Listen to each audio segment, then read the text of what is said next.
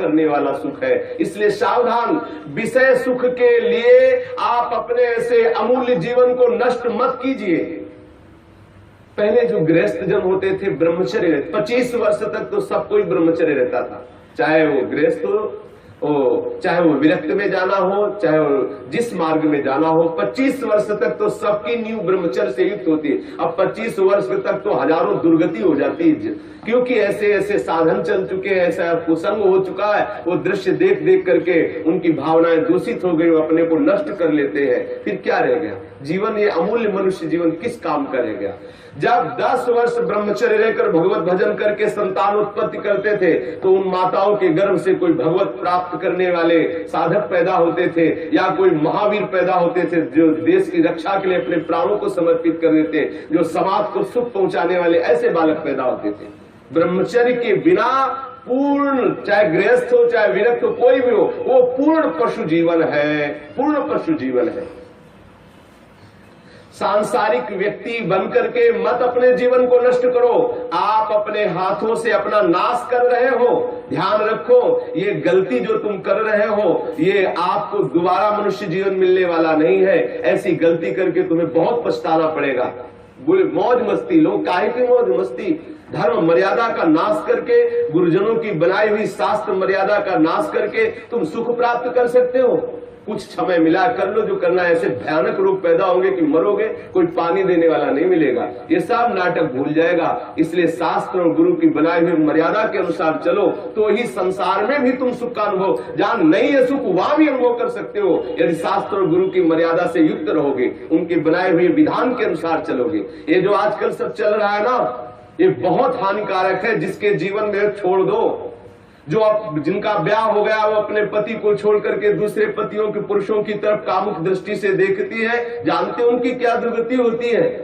हाँ, पति वंचक परपति रति करई, रो रो नरक कल्प शत परई, और विधवा होए पाए तरुणाई। अगला जन्म होगा और वैधव्य को प्राप्त हो जाएगी। जो पुरुष अपनी पत्नी का त्याग करके पर स्त्री से गमन करता है तो नरक में जाकर के उसको तपाए हुए लोहे की लाल लाल ऐसे स्त्री आकृति से उसे हजारों वर्षों तक चिपकाया जाता है और जलता रहता, वहां मरना तो है नहीं।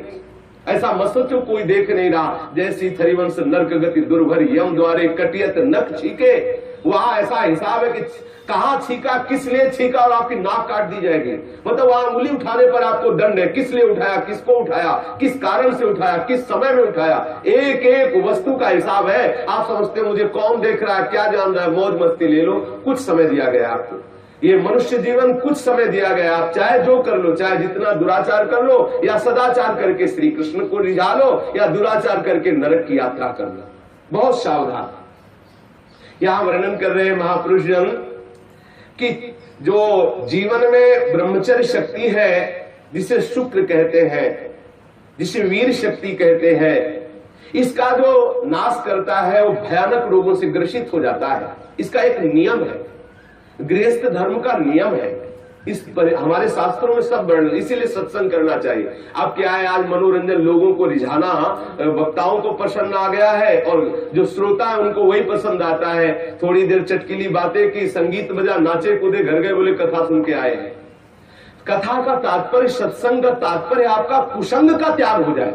आप जो दुर्गुण दुराचार प्रवृत्तियों में रत है उनका त्याग हो जाए, उससे सत्संग। मानो सत्संग सुन के आए तो आपको थोड़ी देर तो खो जाना चाहिए। दूसरे को अपने आप पता लगे कि ये सत्संग सुन के आ रहा है, खो गया। अपने अंदर की कमियों को देख देख करके वो रो रहा है, हे करुणा निधान, मैं इतना नीच हूं, अभी तक तो मैं जान ही नहीं पा रहा था कि ये गलतियां हैं, मैंने कितनी गलती की, हे करुणा निधान, अब मुझे इन गलतियों से उबारो। सत्संग वो वस्तु है जो अपनी ब्रह्मचर्य शक्ति को नाश करता है, तो उसकी शारीरिक शक्ति नष्ट हो जाती है। चेहरा पीला होने लगता है, चेहरे में झुर्रियां पड़ने लगती हैं, नेत्रों की शक्ति जाती रहती है, नेत्रों के आसपास नीली नीली रेखाएं प्रकट हो जाती है, आंखें धस जाती हैं और चेहरे में वो कांति नहीं रह जाती, अर्थात कांतिहीनता आ जाती है, याददाश्त नष्ट हो जाती है। वस्तु रख दी, भूल गए, कोई आज्ञा भूल गए। क्यों भूल गए? क्योंकि ब्रह्मचर्य नहीं, मेधा शक्ति क्षीण हो गई। भगवत स्मरण करोगे, कैसे भजन होगा? क्योंकि भजन वाली वस्तु तो आपने नष्ट कर दी। खिलवाड़ समझते हो क्या इससे? ये मनुष्य जीवन आपको मिला है भगवत प्राप्ति के लिए। सावधान, संतान भी प्रकट होगी तो महावीर और भगवान का प्रेमी महात्मा पैदा होगा यदि आप ब्रह्मचर्य से रहोगे। और कुमारगामी रहोगे तो अप्पू गप्पू पैदा होंगे, भी जूतों से मारेंगे आपको और बुढ़ापे में पानी नहीं देंगे, सड़ोगे ऐसे पड़े। जो सावधानी पूर्वक इसकी रक्षा नहीं करते उनको अनेक बार बड़ी बड़ी भारी विपत्तियों को भोगना पड़ता है। आप क्या समझते हो? जिस वीर शक्ति से ऐसे सुंदर संतान की उत्पत्ति होती है, उसी वीर शक्ति को आप मनोरंजन में नष्ट कर रहे हैं। ये हत्या है, हत्या। शास्त्र वर्णन करते हैं आपको भोगना पड़ेगा उसका दंड। जैसे माताओं के गर्भ में पलते हुए शिशु को वो गर्भ हत्या जैसे पाप कर देती है, ऐसे पुरुषों को सावधान रहना चाहिए। संतानोत्पत्ति के निमित्त से किया गया ब्रह्मचर्य खंडित भगवत उपासना माना जाएगा और अपनी वासना से प्रेरित होकर ब्रह्मचर्य नष्ट करना या अन्य उपायों से ब्रह्मचर्य नष्ट करना वो हत्या में लिखा जाएगा। इसीलिए अंतःकरण मलिन हो जाता है और भगवत भजन का केवल वो एक क्रिया मात्र होने लगता है, आनंद का अनुभव नहीं होता। आपको यदि भगवत प्रेम प्राप्त करना है, भगवत भक्ति प्राप्त करना है, तो आप अपनी जीवनी शक्ति की रक्षा कीजिए। आप अपनी जो आंतरिक वृत्ति कामुक हो चुकी उसको संभालने की चेष्टा कीजिए। जो अपने स्नायु तंत्र को पुष्ट रखना चाहते हैं उनको अपनी इस मूर्खता को खोना होगा। क्या मूर्खता? वो सोचते हैं कि मैं विषय में अपनी ब्रह्म शक्ति को नष्ट करके, बादाम पा करके, दूध पी करके, मकरंद ध्वज खा करके और हम अपने को फिर पुनः पुष्ट कर लेंगे। ध्यान रखना, ये जितना पाओगे उतनी वासना पुष्ट होगी।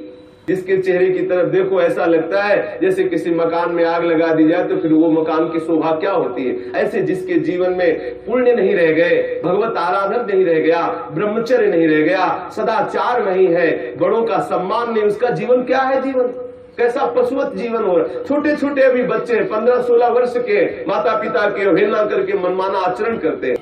ये जो ब्रह्मचर्य, इस पर विशेष ध्यान दिया जाए। यदि हम ब्रह्मचर्य पर ध्यान नहीं देते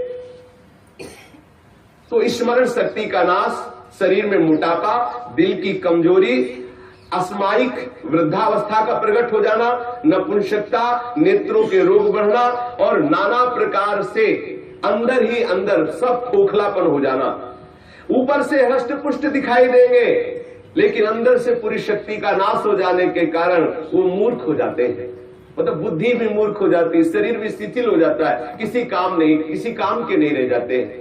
ये मत समझो कि इतना ही सुख है, यहां तो सुख है ही नहीं। ये जो बच्चे, बच्चियां, माताएं, बहनें या पुरुष अपनी वासना का शिकार हो चुके हुए हैं, उनको खेद करना चाहिए बात सुनकर और सावधानी पूर्वक आगे बढ़ना चाहिए परमार्थ में। गलती का पोषण नहीं करना चाहिए। आज हमारी ऐसी बेईमानी है कि हम अंदर की इन गलतियों को छुपाते हैं और थोड़ा सा भी गुण होगा तो उसका प्रचार करने लगते हैं। अंदर की गलतियों को गलती मान करके उनको दूरी किया जाए, चाहे वो बच्चा हो, चाहे वो जवान हो, चाहे बूढ़ा हो। गलतियों को छोड़ करके भगवत मार्ग में आगे बढ़ो तो आनंद का अनुभव होगा।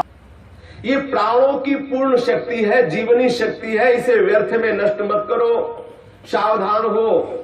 देखो आप थोड़ी देर ब्रह्मचर्य रह करके देखो, आपके नेत्रों में चमक आ जाएगी, आपके कपोलों पर लावण्य आ जाएगा, आपके हृदय में बिना कुछ किए एक आनंद की लहर सी दौड़ती रहेगी। थोड़े दिन रह के देखो। कुछ दिन ब्रह्मचर्य रहने पे कष्ट का अनुभव होता है। जब अंदर वासना होती है ना, वो प्रेरित करती है। जैसे जैसे ब्रह्मचर्य बढ़ता वैसे वैसे अंदर आह्लाद होता है। तो हम आह्लाद को नहीं सह पाते तो लगता है कि यदि ब्रह्मचर्य क्षीण हो जाए तो मुझे सुख मिलेगा, ऐसा लगता है। यदि सत्संग हो और भजन पूर्वक हम जीवन व्यतीत करें, सदाचार पूर्वक भोजन शुद्ध हो, तो कुछ ही महीने में वो ब्रह्मचर्य जब पकने लगता, थोड़ा सा आनंद अनुभव होते सहने लगता। पहले तो थोड़ा कष्ट होता है। अगर 1 वर्ष ठीक ब्रह्मचर्य रह जाए और कुसंग ना हो तो इतना आनंद उसको अनुभव होने लगेगा, देखेगा नहीं इसी नारकी खेलों की तरफ, इधर संसार के इन दुर्गुण दुराचारों की तरफ देखेगा भी नहीं, पर कुसंग ना होने पावे। अगर कुसंग होगा तो 20 वर्ष ब्रह्मचर्य रहने के बाद भी पतित हो जाएगा। कुसंग से सर्वदा बचता रहे। 1 वर्ष अगर ब्रह्मचर्य, हो सकता है थोड़े दिन कठिन लगे क्योंकि गलत अभ्यास हो गए, 1 वर्ष ब्रह्मचर्य रहिए। अपने आप स्वाभाविक जो क्रिया होती है उस पर दृष्टि मत डालिए। आप अपने संकल्प से कोई गलत कार्य मत कीजिए और ब्रह्मचर्य रहिए तो आपको आनंद का अनुभव होने लगेगा। भजन करना नहीं पड़ता, अपने आप भजन होता है। नींद कम हो जाती है, आसनों पर जितनी देर चाहो आराम से बैठ सकते हो, और कोई भी रोग हो वो अपना पूरा प्रभाव नहीं डाल सकता, क्योंकि आपके अंदर ब्रह्म शक्ति विराजमान है। जो ब्रह्मचर्यहीन हो जाता है वो भजन का लाभ नहीं ले सकता है। मन, प्राण तथा ये ब्रह्मचर्य, ये तीनों एक ही है। जिसका ब्रह्मचर्य ठीक, उसके प्राण सूक्ष्म हो जाते हैं और मन शांत होने लगता है। जिसका ब्रह्मचर्य ठीक नहीं, स्थूल प्राण होने लगते हैं। पहचान है, ऐसे भैंसे की जैसे श्वास निकलती, जब सोते तो बड़े भारी ऐसे घोटे शोरगुल होता है, स्थूल प्राणों का लक्षण है। और मन उनका चंचल होता है, उनकी श्वास, उनका मन, उनका ब्रह्मचर्य, तीनों क्षीण होने से फिर न कोई भजन होता है, न कोई साधन होता है, न कोई चिंतन होता है। जिसकी श्वास स्थूल होती, मन चंचल होता है, उसका चिंतन एकाग्र नहीं होता है। ये बहुत काम की बात है, इसे संभाल कर रखिए। मत समझिए कि कोई साधारण बात हो रही, इसको संभाल लीजिए। यदि आप विरक्त हैं तो संपूर्ण रूप से आप सावधान हो जाइए। यदि गृहस्थ हैं तो संयम में आ जाइए। एक पत्नी व्रत धारण करते हुए, संतानोत्पत्ति की भगवत पूजा का भाव रखते हुए ही गृहस्थ धर्म में ब्रह्मचर्य को खंडित कीजिए, अन्यथा ब्रह्मचर्य को धारण कीजिए। सावधान रहिए।